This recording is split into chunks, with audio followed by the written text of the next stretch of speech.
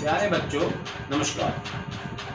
आज मैं आपको 10वीं कक्षा के गणित की शुरुआत करने जा रहा हूँ। पहला अध्याय है वास्तविक संख्याएं। यहाँ से मैं शुरू करूँगा। इसमें हमें HCF निकालना होता है यूक्लिड विभाजन एल्गोरिथम से। HCF मतलब महत्तम समापवर्तक। छठी कक्षा से 5वीं कक्षा से अब तक आप निकालते आए हैं। यहाँ भी ऐसे ही निकालना है आपको महत्तम समापवर्तक। बस उसमें हमें एक तीसरा फार्मूला दे दिया यूक्लिड विभाजन एल्गोरिथम से। हमें दो फार्मूले तो पहले आते थे, आपको मैं थोड़ा रिमाइंड करा देता हूँ। जैसे हमें 15 और 20 का निकालना है, हम 15 के अभाज्य गुणनखंड निकाल लेते हैं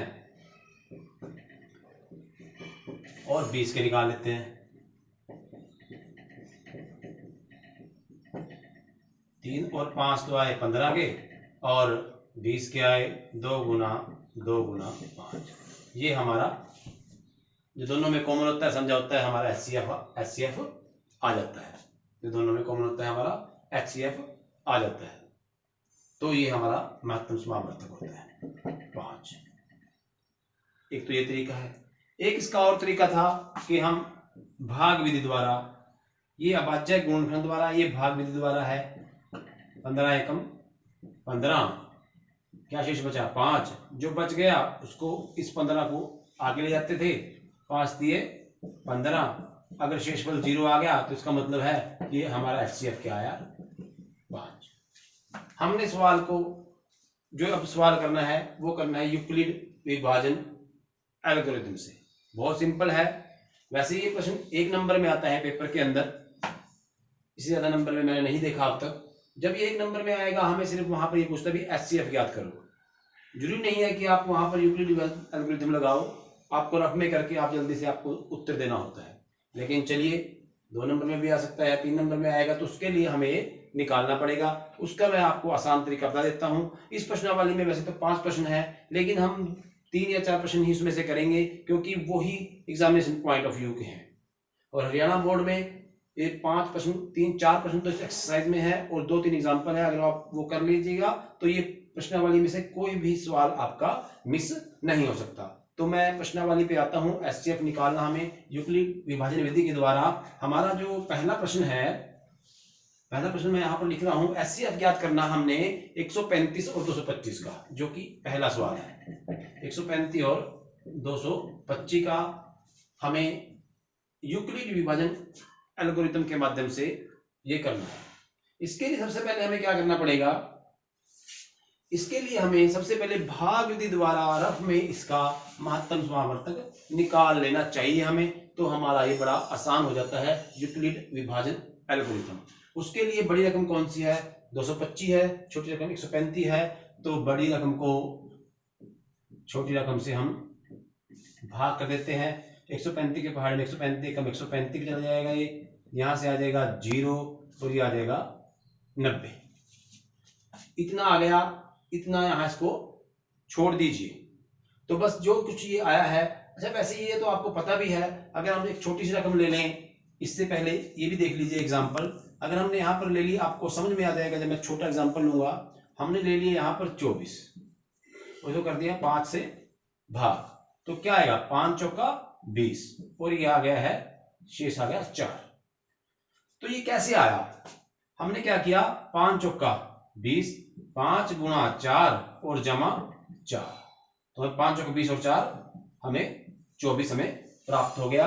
ये एक यहां से नियम बन गया कि ये क्या है, भाज्य, ये है शेषफल हमारा और यह भागफल। तो भाज्य गुणा भागफल जमा शेषफल, ये एक हमारा नियम बन जाता है। तो हमारे पास ये बीच वाली संख्या हमें प्राप्त हो जाती है। यहां भी यही लगाएंगे हम, 135 गुणा 1, जैसे कि यहां पर हमने किया था आपको समझाने के लिए। 135 गुणा 1 जमा 90, बस ये लिखना है हमने। 225 किसके बराबर आ जाएगा, 225 बराबर आता है 135 गुणा 1 और जमा 90। बस यहां पर ये बात खत्म हो जाती है, इसका काम हो गया। पहली लाइन यहां पर आ गई। यही यूक्लिड विभाजन एल्गोरिथम है। आगे देखिए, अभी ये यहां पर हमारा 0 होना चाहिए। अब ये खत्म नहीं हुआ, अब ये छोटा आ गया इससे, तो अब क्या करेंगे, इसको 90 को बाहर रखेंगे और यहीं पर भाग कर देंगे 135 को 90 से भाग कर देंगे। हमने 135 यहाँ बीच में रखा। अब चाहे तो हम इसको यहाँ से हटा भी सकते हैं, क्योंकि आप कंफ्यूज ना हो, तो हमने ऐसे भाग किया। जब इसको भाग करेंगे कितने पे जाएगा, 135, 90 कम 90, और हमारा शेषफल आ गया 45। अब फिर वो पहले वाली बात यहाँ ऐसे इसमें आई थी, तो हम यहाँ क्या है बीच में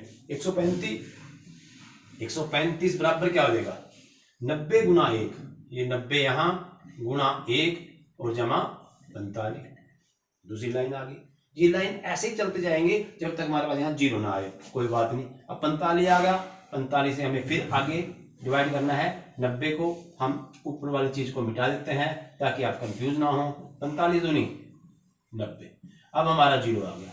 कैसे आया, 90 को भाग किया हमने 45 गुना 2 जमा 0। बस यहां से ये हमारा जो 45 आएगा, ये हमारा HCF होगा, महत्तम समावर्तों का 45। अच्छा, कई बार हम गलती करते हैं, इस 2 को या ये बराबर रकमें आ जाती हैं, हम इस 2 दूसरे को मान लेते हैं। नहीं, ये जो भाज्य से हमें भाग किया है वो ही इसका HCF आएगा, और यही एल्गोरिथम का फार्मूला है। आज हमने तीनों तरह से महत्तम समावर्तक निकालना सीख लिया है। ये तो इसका था पहले का A पार्ट। अभी मैं आपको पहले का B पार्ट भी करना सिखाऊंगा और C पार्ट भी करना सिखाऊंगा, तो आप बहुत इजीली इसको कर सकते हैं।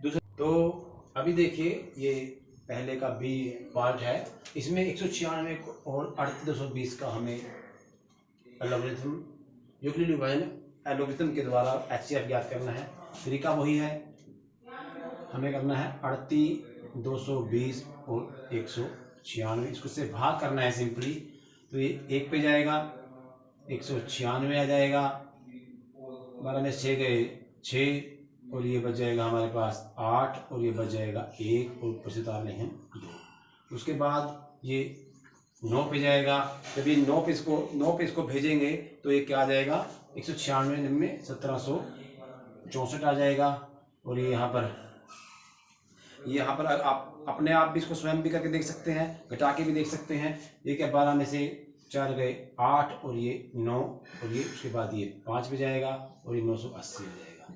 ये पहले बार में हमारे पास 0 मिल गया है। तो आप समझ सकते हैं, हमें इसको विभाजन का एल्गोरिथम यही है कि हम क्या लिखेंगे, 38220 बराबर 196 गुना 195 जमा 0। 0 आ गया, हमारा सवाल खत्म हो गया। मैंने ये बताया था कि ये वाला ही HCF होगा पिछले सवाल में, तो HCF कितना हो जाएगा 196। तो ये सवाल था पहले का B। एक और सवाल है, पहले के 3 सवाल थे, एक और सवाल है पहले का जो C करते हैं। C सवाल की रकम क्या है, हमें यूक्लिड विभाजन विधि के द्वारा एल्गोरिथम ज्ञात करना है 867 का और 255 का। 867 और 255। तरीका इसका भी वही है, हमें बड़ी रकम को भाग के बीच में रखना है, 867 और 255। अब देखिए ये कितने पे जाएगा, 3 पे या 4 पे जा सकता है, इसको 3 में भेजेंगे। जब 3 पे जाएगा, 5 3 15, 5 3 15 में 16, और 3 दूनी 6 और 1 7। जब इसको घटाएंगे, 7 में से 5 गया 0, और ये 7 में से 5 गया 2, 6 में से 0, ये आ जाएगा 102। तो पहला तो स्टेप हमारा ये बन गया। तो हम क्या लिखेंगे, 867 बराबर क्या आ जाएगा 255 गुना 3 और जमा के 102। अब हमारा जो पहले वाला काम ये खत्म हो चुका है।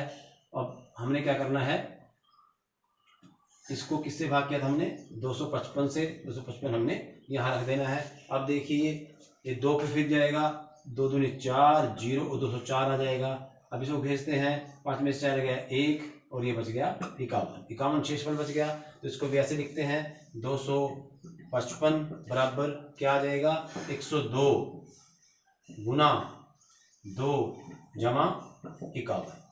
ये आ गया हमारा। अभी देखिए इससे यहाँ पर ये बात खत्म हो जाती है। अब ये बात आगे हम इस 102 को लेके चले जाते हैं। यहाँ से हमने करके 102 को यहाँ रख दिया। अब 51 का पहाड़ी में 102 कहाँ पे आता है, 2 पे आ जाएगा, 51 दूनी 102 और हमारा आ गया यहाँ 600 और हमारा सवाल भी यहीं पर खत्म हो जाएगा। 102 बराबर कैसे आया, 51 गुना 2 और जमा 0, 0 आ गया, हमारा सवाल यहीं पर समाप्त होता है। और ये हमारे सवाल का HCF कितना आ गया, 51 आ गया है। यही हमारा प्रश्न था, तो ये 51 हमारा सवाल आ गया है।